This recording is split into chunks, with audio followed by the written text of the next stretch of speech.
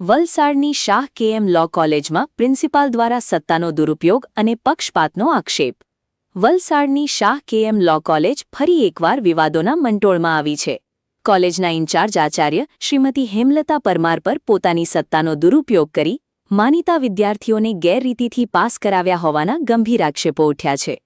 કોલેજના જ અંતિમ વર્ષના વિદ્યાર્થી મનીષ ધીરુભાઈ પટેલે કરેલી લેખિત ફરિયાદ મુજબ એલએલબી સેમેસ્ટર 6ની મૂટ કોડ ડાયરી ચકાસણીમાં નાપાસ થયેલા આશરે 25 જેટલા વિદ્યાર્થીઓને પરિણામ જાહેર થયા બાદ આચાર્યએ અંગત રસ લઈ ફરી બોલાવ્યા હતા.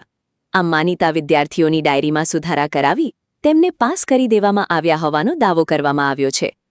ફાઇનલ પરીક્ષા પૂર્ણ થયાના 1.5 મહિના પછી આ રીતે વિદ્યાર્થીઓને બોલાવી માર્ક સુધારવા એ એકેડેમિક પ્રોટોકોલનું સરેઆમ ઉલ્લંઘન છે.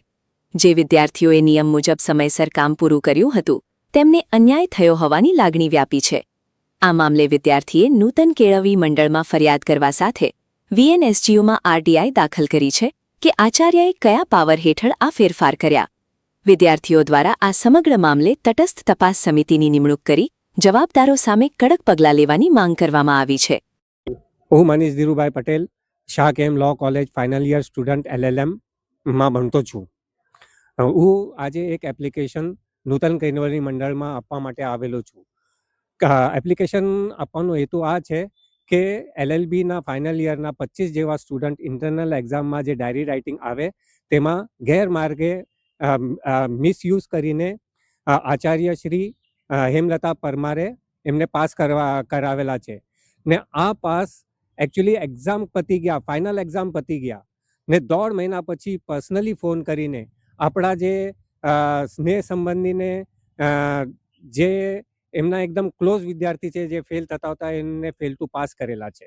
મારે કહેવાનું મતલબ આ છે, સિમ્પલ છે. અગર પ્રિન્સિપલ મેમે આ લોકોને ડાયરી રાઇટિંગ કરવાનું તક આપી તો કયા પાવરના હિસાબથી આપી?